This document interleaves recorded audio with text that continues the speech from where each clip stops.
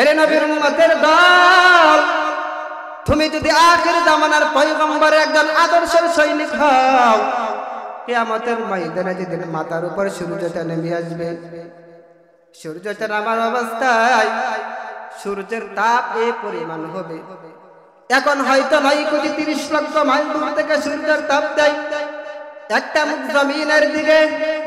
কিয়ামতের ময়দানে আল্লাহ বলবে, সূর্য তোর 12টা মুখ জমিনের দিকে ছেড়ে দাও। সূর্যের 12টা মুখ জমিনের দেওয়ার পর সূর্যের তাপে জমিনটা তামার মতো হয়ে যাবে, তামার মতো হয়ে যাবে। এই ভাই, আমরা এই রৌদ্র পর্যন্ত সহ্য করতে পারি নাই। চৈত্র মাসের রৌদ্র সহ্য করার ক্ষমতা আমাদের নাই। কিয়ামতের ময়দানে যখন মাথার উপর সূর্যটা নেমে আসবে, সূর্যের তাপে মানুষের মাথার মগজগুলো টকবক করবে, মানুষগুলো পেরেশান হয়ে বললে, আল্লাহ সূর্যের তাপটা একটু কমাইয়া দাও। আল্লাহ বলবে, সূর্য তোর 12টা মুখ জমিনের দিকে ছেড়ে দাও। সূর্যর 12টা মুখ জমিনে যখন ছেড়ে দেবে, জমিনটা হয়ে যাবে তামার মতো গরম, তামার মতো গরম। মানুষগুলো পেরেশান হয়ে বলবে, হে আল্লাহ একটু পানি দাও।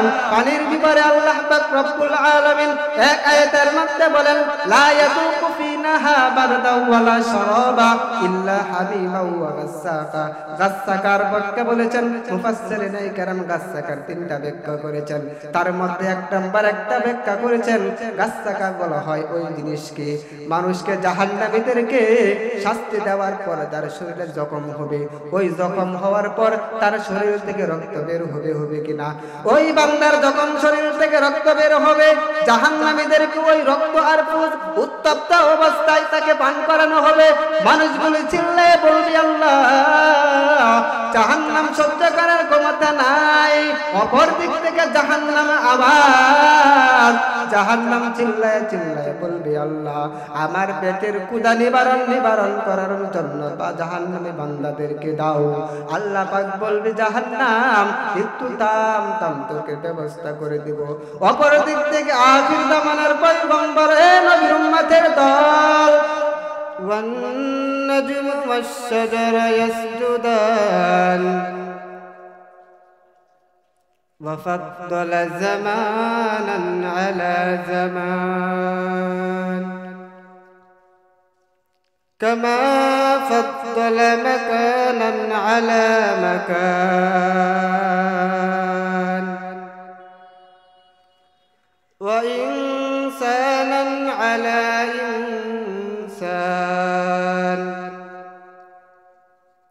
ونشهد أن لا إله إلا الله وحده لا شريك له لا ضد له ولا ند له ولا مثل له ولا مثال له ونشهد أن سيدنا وسندنا وحبيبنا ومولانا محمدا عبده ورسوله أما بعد فأعوذ بالله من الشيطان الرجيم بسم الله الرحمن الرحيم قل إن كنتم تحبون الله فاتبعوني يحببكم الله ويغفر لكم ذنوبكم والله غفور رحيم وقال النبي صلى الله عليه وآله وسلم من أحب سنتي فقد أحبني ومن أحبني كان معي في الجنة أو كما قال عليه الصلاة والسلام الحمد لله পঙ্গাই তাহফিজুল কোরআন নুরানি হাফিজিয়া মাদ্রাসার উদ্যোগে পাগড়ি প্রদান উপলক্ষে আজকের মাহফিলের যিনি প্রধান অতিথি, বিশেষ অতিথি বৃন্দ, মুআজ্জাজ মুকাররম উলামায়ে কেরাম, আমার সামনে উপনীত হয়েছেন মুরব্বিনে আযম, যুবক বন্ধুগণ, কলিজার টুকরা যুবক বন্ধুগণ, স্নেহের ছোট ভাইয়েরা, পর্দার আড়ালের অবস্থানগত মা ও বোনেরা, সবটুকুন শুকরিয়া আল্লাহ সুবহান মহিয়ান দরিয়ান গরিয়ান অত্যন্ত দয়া করে মায়া করে নির্বাচিত করে পছন্দ করে কোরআনের আকর্ষণে উলামায়ে কেরামের সুহবতে আসার বসার তৌফিকটুকু দান করেছেন। এই জন্য অবানিত চিত্তে হৃদয়ের আবেগ অনুভূতি উজাড় করে রাতের নিস্তব্ধময় বন্ধ করে মুসলমান হিসেবে একবার কালিমাতুল শুকর আদায় করি আলহামদুলিল্লাহ। লক্ষ কোটি দুরূদ ও সালাম বর্ষিত হোক আল্লাহর সৃষ্টির প্রধান আকর্ষণ বিশ্বসভার সভাপতি শামসুল হেদায়া বদরুদ দুজা সাইয়্যিদুল মুরসালিন সাইয়্যিদুল মুস্তাফা সাইয়্যিদুল মুজতাবা সাকি কাউসার আখায়ে নামদার মদিনাহ কা তাজদার মুহাম্মদুর রাসূলুল্লাহ সাল্লাল্লাহু আলাইহি সাল্লামের উপর। সম্মানিত হাজিরিন, আমি কালামে পাক থেকে একখানা আয়াতে কারিমা তিলাওয়াত করেছি। বিশ্বনবী মহানবী শ্রেষ্ঠ নবী সাল্লাল্লাহু আলাইহি ওয়া আলিহি ওয়াসাল্লামের অসংখ্য অগণিত মুবারক বাণী থেকে একখানা হাদিস শরীফ পড়েছি। তিলাওয়াতকৃত আয়াতে কারিমা ও হাদিসের আলোকে হেদায়েতের উদ্দেশ্যে আমলের নিয়তে আমাকে বলার মতো, আপনারা শুনবার মতো হিম্মত তৌফিক ধৈর্য আল্লাহ পাক সকলকে দান করুন। সকলে বলি আমিন। আপনারা কেমন আছেন?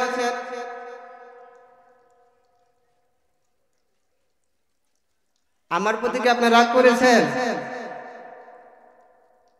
সকলেই আখিরে মুনাজাত পর্যন্ত বয়ান শুনবেন তো ইনশাআল্লাহ? আল্লাহ তাআলা সকলকে কবুল করুক, আমিন। আমি আজকে আপনাদেরকে একটি বিষয়ের উপর কথা বলবো ইনশাআল্লাহ, যদি আল্লাহ তাআলা আমাকে তৌফিক দেয়। সেই বিষয়টা হলো রাসূলের মুহাব্বত। আমরা রাসূলকে কি পরিমাণ ভালোবাসতে পারি এবং পারবো, সেই বিষয়ে আমি সংক্ষিপ্ত আলোচনা করবো ইনশাআল্লাহ। আপনারা শুনবেন তো ইনশাআল্লাহ? আল্লাহ পাক রব্বুল আলামিন আপনি আমার নবীর মাধ্যমে মেসেজ দিতেছে। কি মেসেজ? কুল ইন কুনতুম তুহিব্বুনাল্লাহ। কুল, এটা আমরের সিগা। হে রাসূল, আপনি বলে দিন। এটা আদেশসূচক বাক্য। আল্লাহ পাক রব্বুল আলামিন কি বললেন? ইন কুনতুম তুহিব্বুনাল্লাহ, যদি তোমরা আমি আল্লাহকে ভালোবাসতে চাও, ফাত্তাবিউনি,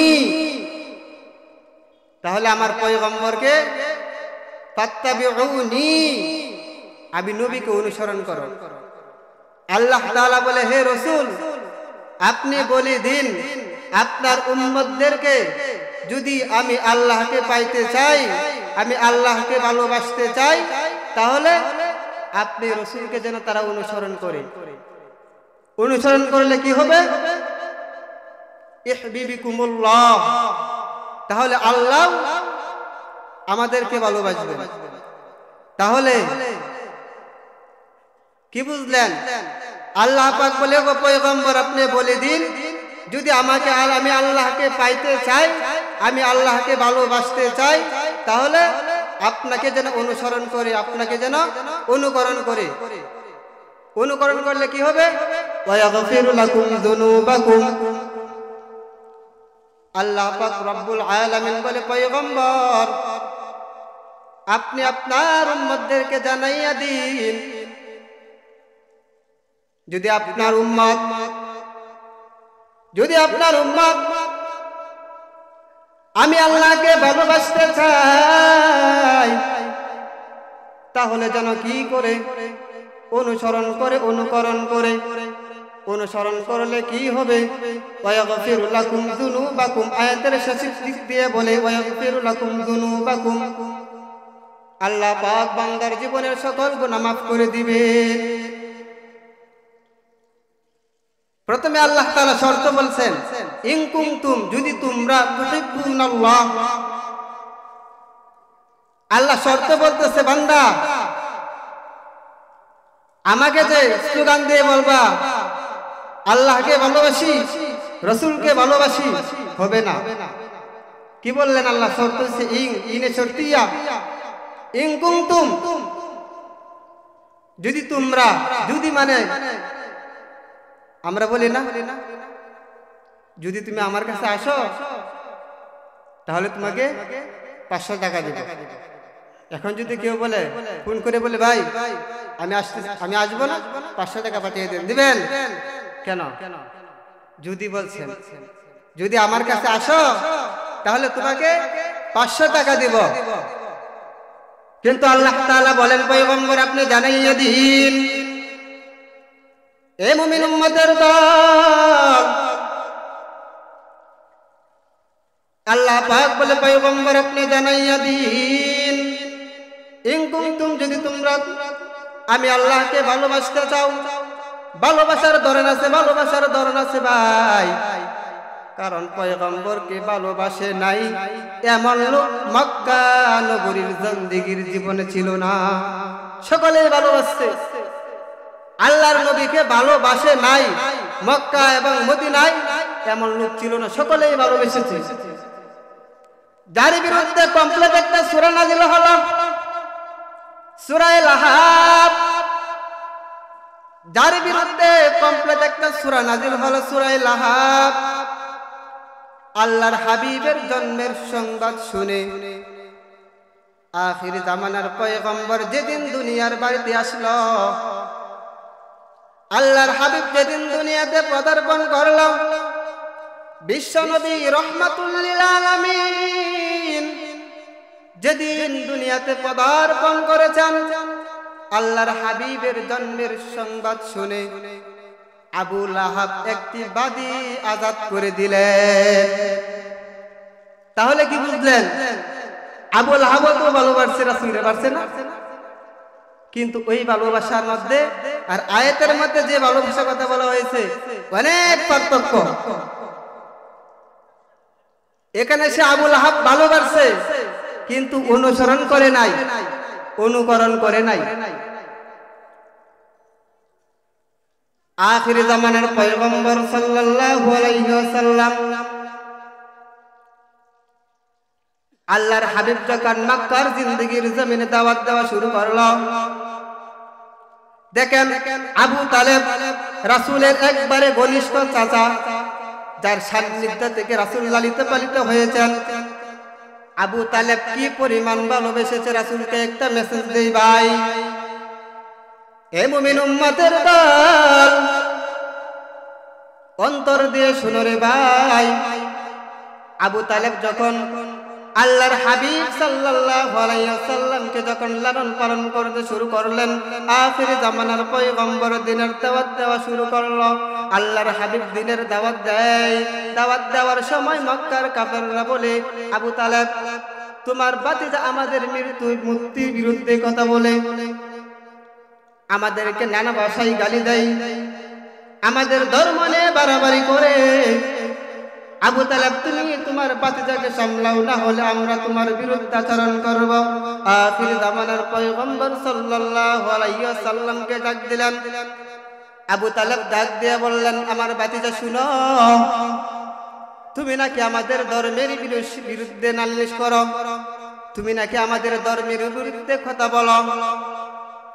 এই কথা শোনার পরে আল্লাহর হাবিব চোখ দিয়ে পানি ঝরঝর করে পানি ফেলে আখির জামানার পয়গম্বর বলে, এ আমার চাচা, আমি যখন দুনিয়াতে পদার্পণ করেছিলাম, আমি যখন এতিম ছিলাম, আমার যখন এতিম ছিল তখন আমার মা আপনার সাথে ওসিয়ত করেছিল না, আমার দাদা ওসিয়ত করেছিল, এ আবু তালেব আমি যখন পৃথিবীর থেকে যখন চলে যাব মুহাম্মদকে তুমি হেফাজত রাখবা। আখির জামানার পয়গম্বর সাল্লাল্লাহু আলাইহি ওয়াসাল্লাম যখন কান্না ভরা কণ্ঠ নিয়ে বললেন, পয়গম্বর কান্না ভরা কণ্ঠ নিয়ে বললেন, হে আমার চাচা, আল্লাহ তাআলা আমাকে দুনিয়াতে পদার্পণ করেছেন, এক নাম্বার শর্ত হলো আমি আল্লাহর দ্বীনের দাওয়াত দেব, আপনি আমাকে বাধা দিবেন না। আখির জামানার পয়গম্বর যখন কান্না ভরা কণ্ঠ নিয়ে বলেন, আবু তালেব বলে, এ ভাতিজা তুমি কি আমাদের ধর্মের বিরুদ্ধে কথাই বলে যাইবা? আখির জামানার পয়গম্বর বলে, হ্যাঁ চাচা বলেই যাব, যদি আপনি আমাকে রাস্তায় নামিয়ে দেন আমি বাধ্য হব, তবু আমি কালিমার দাওয়াত বন্ধ করতে পারবো না। আবু তালেব বলে, এ ভাতিজা যখন মক্কার জিন্দেগির জমিনে তোমার কোনো ছায়া ছিল না, আখির জামানার পয়গম্বর সাল্লাল্লাহু আলাইহি ওয়াসাল্লাম দুনিয়ার লাইনে দুইটা ছায়া ছিল, এক নাম্বার ছায়া ছিল চাচা আবু তালেবের, দ্বিতীয় নাম্বার ছায়া ছিল আম্মাজান খাদিজার ছায়া ছিল। আবু তালেব বলে, এ ভাতিজা মুহাম্মদ যখন তোমার দুনিয়ার লাইনে কোনো সাহায্য আসতো আমি করতাম, এখন যদি যতই বাধা আসুক না কেন আমি আবু তালেব ঘোষণা করে দিলাম, আমি যতদিন পর্যন্ত বেঁচে থাকবো তুমি দ্বীনের দাওয়াত দিয়ে যাবা, কেউ বন্ধ করতে পারবে না। মুসলিম শরীফের হাদিসের বর্ণনায় এসেছে, আবু তালেব যখন দুনিয়ার থেকে বিদায় হয়ে যাবেন, আখির জামানার পয়গম্বর আসলেন, আসার পরে আল্লাহর হাবিব আব্দুল মুত্তালিবের আবু তালেবের পাশে বসা, পয়গম্বর চোখ বেয়ে কান্না করে আর বলে, চাচা আপনি আমাকে কত কষ্ট করে লালন পালন করেছেন, এখন যদি আপনি বেঈমান অবস্থায় মারা যান আমি আল্লাহ পাকের কাছে আপনার বিরুদ্ধে আপনার কোনো সুপারিশ করতে পারবো না। আখির জামানার পয়গম্বর কান্না অবস্থায়, পাশে আবু জাহাল বসা, আবু লাহাব বসা, মক্কার বড় বড় লিডার তারা আবু তালেবের পাশে বসা দেখে মুহাম্মদ কি বলে, আবু জাহেল বলে, তুমি কি তোমার ভাতিজার গ্রহণ করবা, কালিমা গ্রহণ করবা? আবু তালেব কান্না ভরা অবস্থায় বলে, শুনে রাখো মুহাম্মদ, আমার মনে চাই তোমার কালিমা গ্রহণ করতে, কিন্তু করব না, কারণ এই অবস্থা যদি কালিমা গ্রহণ করি তাহলে আমার বংশের বড় বড় লোকেরা বলবে মৃত্যু অবস্থায় ভাতিজার কালিমা গ্রহণ করেছে, আমার ধর্মের বিরুদ্ধে চুনকালি লেগে যাবে। ওই আমার ভাতিজা শুনে নাও, আমি আমার আগের ধর্মের উপরেই ঈমান এনে মৃত্যুবরণ করতেছি, তোমার কালিমা গ্রহণ করতে পারলাম না। আখির জামানার পয়গম্বর কান্না করা অবস্থায় বলে, এ আমার চাচা আপনি কত কষ্ট করে আমাকে লালন পালন করেছেন, নিজে না খাইয়া আমাকে খাওয়াইছেন, আমার উপর যখন কোনো মুসিবত আসতো আপনি আমাকে ছায়া স্বরূপ ব্যবহার করেছেন। ওগো পয়গম্বর, তোমার কালিমা গ্রহণ করতে পারি নাই, আমি আমার বেঈমান অবস্থায় মৃত্যুবরণ করলাম। হাদিসের বর্ণনায় এসেছে, আবু লাহাবের শাস্তি আল্লাহ একটু ক্ষমাবেন কেন? পয়গম্বরকে মহব্বত করার কারণে। এ মুসলমান ইমানদার আল্লাহর গোলাম, তাহলে কি বুঝলেন? আবু লাহাব পয়গম্বরকে ভালোবেসেছে, আবু তালেব পয়গম্বরকেও ভালোবেসেছে, কিন্তু পার্থক্য আছে কিনা? কারণ পার্থক্য হলো অনুকরণ করে নাই। যদি অনুসরণ অনুকরণ করত তাহলে আবু তালেব জান্নাতে উচ্চ মাকাম পেত। ঠিক না? আমার ওয়াজ বুঝেন? যদি আবু তালেব অনুসরণ বিশ্বনবীকে করত তাহলে মক্কার জিন্দেগীর জমিনে আবু তালেবের চাইতে ভালো কেউ বাসে নাই। এ পরিমাণ পয়গম্বরকে ভালোবাসে। তাহলে কি বুঝলেন? ভালোবাসলেই হবে না রে ভাই, কারণ ভালোবাসলেই হবে না, পয়গম্বরের কে অনুসরণ অনুকরণ করতে হবে। আল্লাহর পয়গম্বরের এমন কোন সুন্নত কাজ নাই সেখানে কোনো সুন্নত নাই। আপনি গোসল করবেন সেখানেও নবীর সুন্নত, আপনি খানা খাইবেন সেখানেও নবীর সুন্নত, আপনি বাথরুমে যাইবেন কেমনে সেখানেও নবী শিখাইছে। নবী শিখাইছে, সাহাবায়ে কেরাম দেখে দেখে শিখেছে। এই জন্য সাহাবায়ে কেরামের জীবন বলদন্য হয়েছে। আল্লাহ নবীর সাহাবীদেরকে বলা হয় আসহাবী কান্নুজুম বিআইহিম ইহতিদাইতুম ইহতিদাইতুম। আমার সাহাবী হলো আকাশের নক্ষত্র, যে কোনো একটা অনুসরণ করবা হেদায়েত পাই যাইবা। কারণ কেন? সাহাবায়ে কেরাম আল্লাহর হাবিবকে এই পরিমাণ অনুসরণ অনুকরণ করেছে। এরে নবীর উম্মতের দল, যদি নবীর সুন্নাত পালন করতে পারো তাহলে যুবক তোমার জীবনটা ধন্য হয়ে যাবে। আল্লাহর হাবিবকে কি পরিমাণ তোমার ভালোবাসতে হবে। আল্লাহ পাক রব্বুল আলামিন আয়াতের মধ্যে বলেন, ওগো রাসূল আপনি বলে দিন আপনাকে কেমনে অনুসরণ করবে, আপনাকে কেমনে অনুসরণ করবে। আল্লাহর হাবিব আপনি আমার জন্য কি পরিমাণ মেহনত করেছেন, এই সুন্নতের জন্য কি পরিমাণ মেহনত করেছেন রে ভাই। কারণ পরিমাণ ছিল সাহাবীরা পয়গম্বরকে কি পরিমাণ মহব্বত করেছে রে ভাই। আল্লাহর হাবিব সাল্লাল্লাহু আলাইহি ওয়াসাল্লামের একজন সাহাবী ছিল, তার নাম হলো তালহা ইবনে বারা। কি ভাই? তালহা ইবনে বারা। এই তালহা ইবনে বারা আল্লাহর হাবিব সাল্লাল্লাহু আলাইহি ওয়াসাল্লামের দরবারে তালহা রাদিয়াল্লাহু তাআলা আনহু যায়। ছোট সন্তান তালহা, হাদিসের বর্ণনায় এসেছে ছোট্ট সাহাবী বারা একদিন তালহাকে বলে, আব্বা যান আপনি দেখি মাঝে মাঝে কোথাও জানি যান, একদিন আমাকে কি নিয়ে যাবেন? তালহা বলে, সন্তান বারা তুমি আমার সাথে যাইবা, চলো যাই, আমার সাথে যাই, তোমাকে কোথায় নিয়ে যাব জানোনি? বারা বলে, বাবা জানি না, তুমি আমাকে কোথায় নিয়ে যাইবা? বারা বলে, আমি তোমার সাথে আজকে যাব। তালহা বলে, চলো যাই। তালহা রাদিয়াল্লাহু তাআলা আনহু আখির জামানার পয়গম্বর সাল্লাল্লাহু আলাইহি ওয়াসাল্লামের দরবারে আসলেন। আসার পরে বিশ্বনবী বলে, তালহা ওই যে ছোট্ট ছেলে দেখতেছে এটা কে? তালহা আবার বলে, আখির জামানার পয়গম্বর, এটা হলো আমার আদরের সন্তান বারআ। বারআ যখন রাসূলের দরবার থেকে আসলেন, বাড়ির দিকে আসলেন, বারআ বলে, আব্বা জান আমার জানি কেমন কেমন করে, আপনি যদি আমাকে রাসূলের দরবারে আরেকবার নিয়ে যাইতেন আমার মনটা আরো শান্তি পাইতো। তালহা বলে, চলো যাই।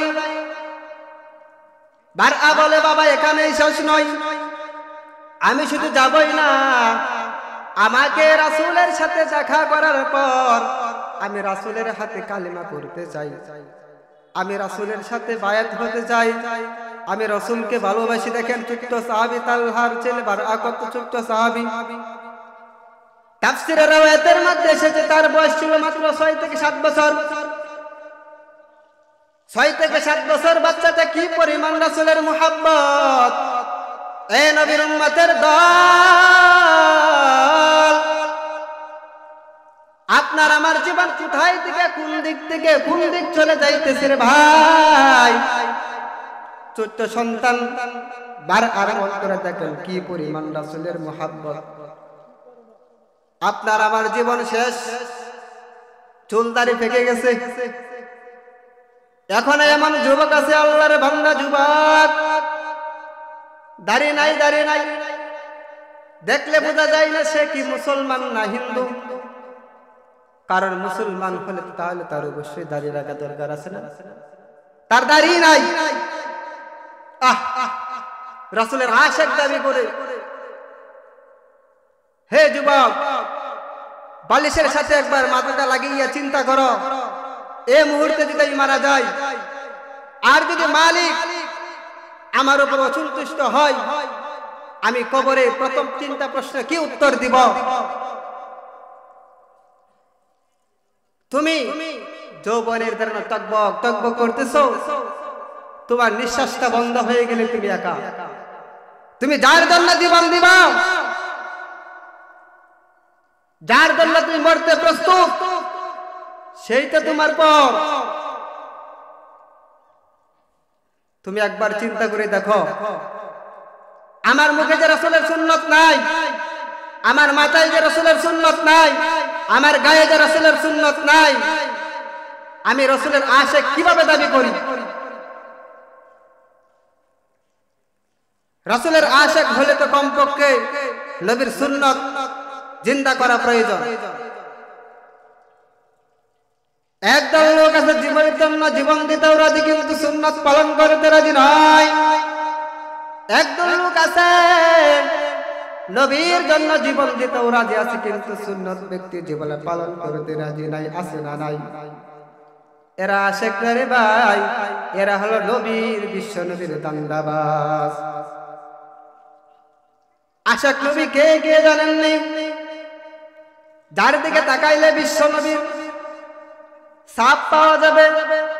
আখির জামানার পয়গম্বর সাল্লাল্লাহু আলাইহি ওয়াসাল্লাম ১৫০০ বছর আগে বলেছেন, ইন্নাল উলামা ওয়ারাসাতুল আম্বিয়া, আলেমগণ হলো নবীগণের ওয়ারিস। কি ভাই? আলেমগণ হলো নবীগণের ওয়ারিস।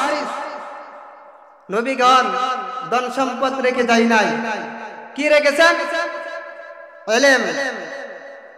এলেম রেখেছেন। তাহলে তোমার দিকে তাকাইলে নবীর আদর্শ তো দেখা যায় না, বরং তুমি নবীর সুন্নতের বৃদ্ধাঙ্গুল প্রদর্শন করো। সুন্নাত পালন করলেই কি হবে?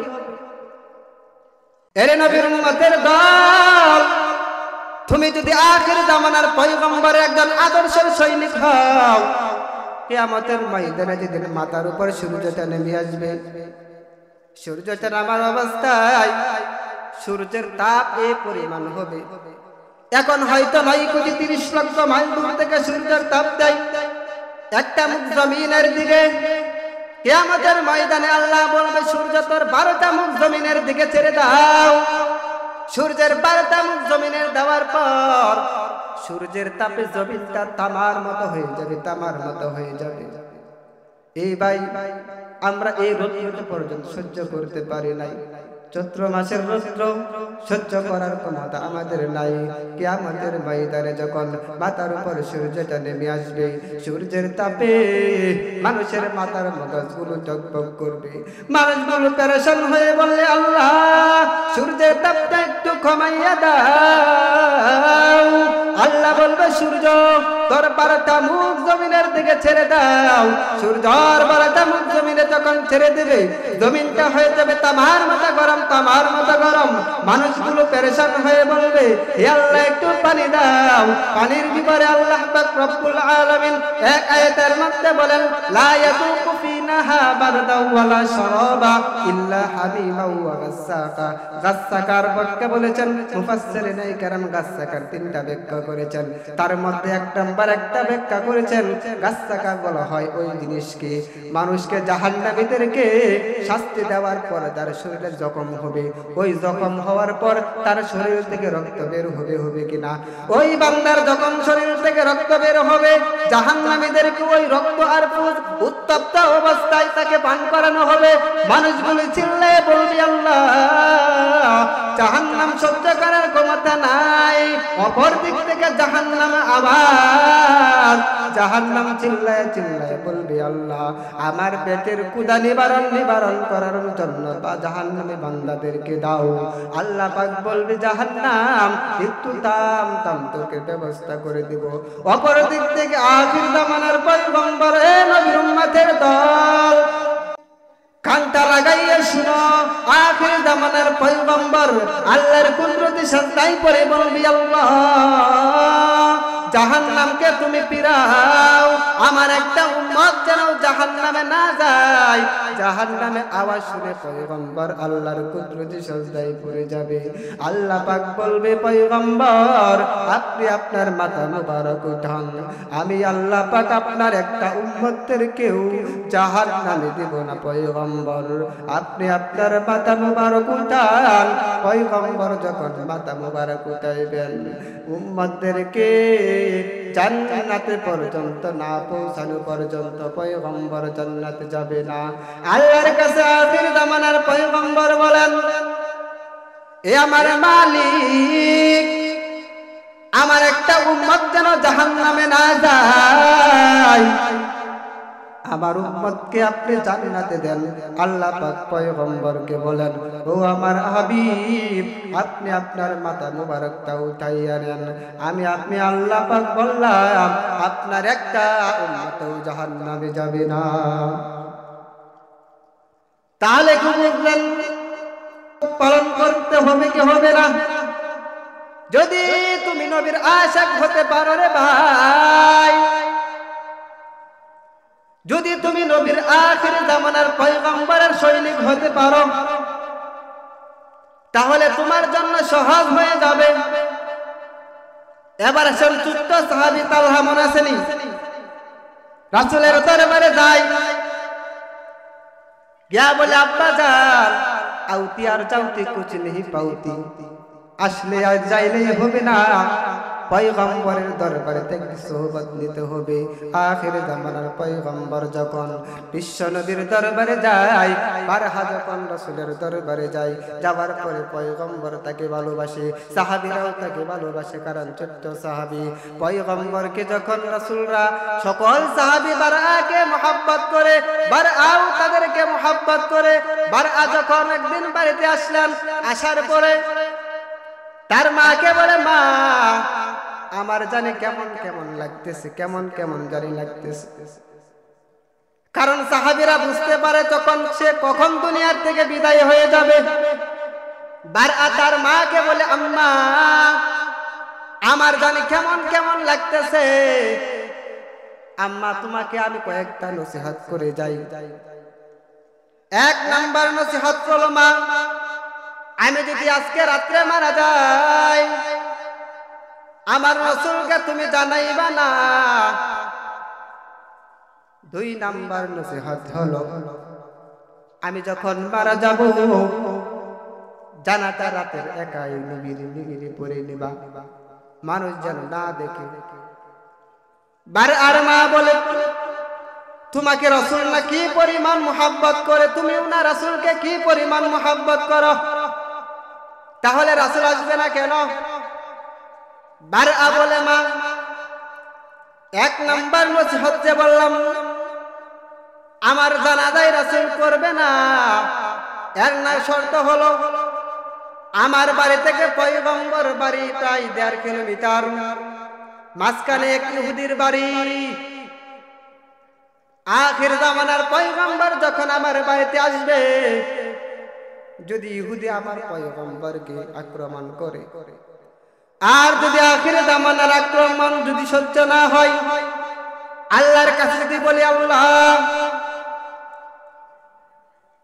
আর জানাজার পড়তে গেছিলাম, আমাকে আক্রমণ করছে, আল্লাহর কাছে আমি কি জবাব দিব? দেখেন রাসূলের কি মুহাব্বত রে ভাই।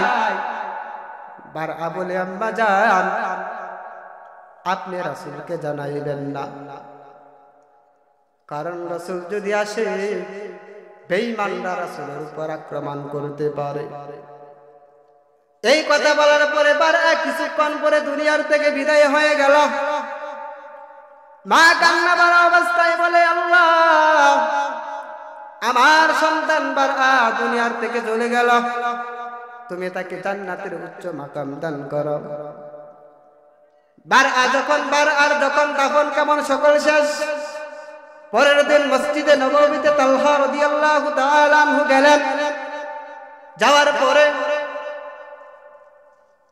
আখির জামানার পয়গম্বর তালহার দিকে নজর দিয়ে বলে, তালহা তোমার চোখ দিয়ে কেন জলজল করে পানি পড়ে? তালহা আবার হাউমাউ করে কান্না করে, পয়গম্বর বলার মতো আমার কোনো ভাষা নাই। আখির জামানার পয়গম্বর বলে, তালহা তুমি বলো তোমার কি প্রয়োজন? তোমার কি কোনো ক্ষুধা লেগেছে? না তুমি ক্ষুধার্ত বলো। তালহা বলে, পয়গম্বর আমার ক্ষুধার্ত লাগে নাই, আমার সন্তান বারআ দুনিয়ার থেকে বিদায় হয়ে গেল। এই কথা শোনার পর রাসূল চোখ দিয়ে পানি পড়ে আর বলে, তালহা তুমি কি করলা আমাকে জানাইলা না? তালহা বলে, পয়গম্বর আমি কেমনে জানাবো? কারণ আমার সন্তানের নসিহত, আমার সন্তান নসিহত করেছেন। যদি আপনাকে জানাই, আমার আপনার বাড়ি মাঝখানে হলে এক ইহুদির বাড়ি, যদি আপনার উপর ইহুদি আক্রমণ করে, এই আক্রমণ করা থেকে বাঁচার জন্য আপনাকে নিষেধ করেছে যেন খবর না দেন।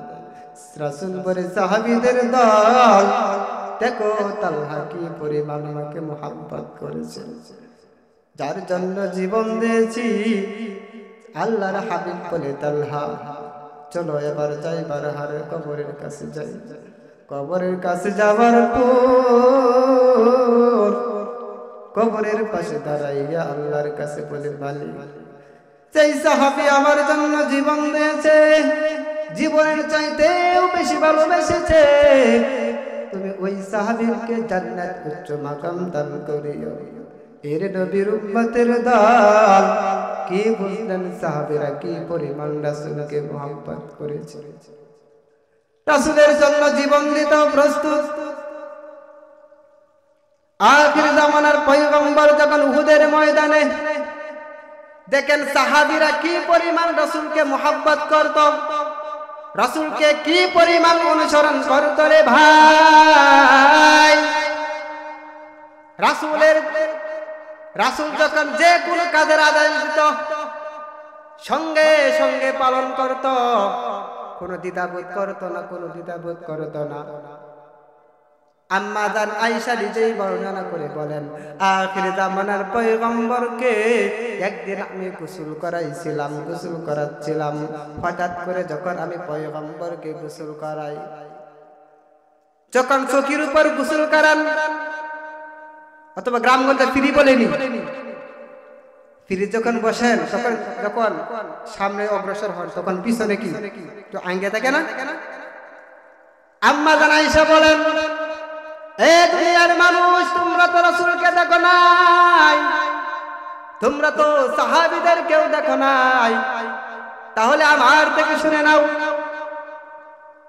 আমার স্বামী বিশ্ব নবী কি পরিমাণ তোমাদের জন্য জীবন দিয়েছে, এই সুন্নতকে জিন্দা করার জন্য কি পরিমাণ জীবন দিয়েছে, তাহলে আমার কাছ থেকে শুনে নাও। আমি একদিন বিশ্ব নবীকে গোসল করাচ্ছিলাম, আমি যখন পয়গম্বরকে যখন গোসল করাই, যখন শরীরটা ভরাই, আখির জামানার পয়গম্বর সামনে যখন অগ্রসর হলো, আমার একটা আঙ্গুল মুবারক, আমার একটা আঙ্গুল রাসূলের পায়ের নিচে পড়ে গেল। পায়ের নিচে পড়ার সঙ্গে সঙ্গে আমার আঙ্গুলটা পেটে রক্ত বের হয়ে শুরু করলো। আম্মা জান আয়েশা কান্না করে, বিশ্বনবী বলেন না, চুপি চুপি কান্না করে আয়েশা।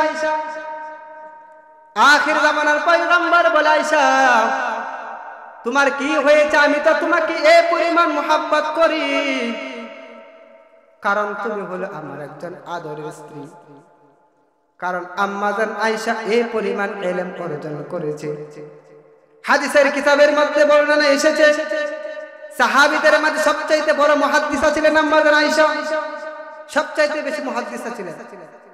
আব্বাস রাদিয়াল্লাহু তাআলা আনহু ওনার সামনে বলেন, আমরা যখন কোনো মাসআলা নিয়ে সমস্যায় পড়তাম তখন আমরা আম্মা জান আয়েশার কাছে চলে যেতাম। আম্মা জান আয়েশা সে মাসআলার সমাধান দিতে পারত। তাহলে বুঝেন কত বড় মুহাদ্দিসা।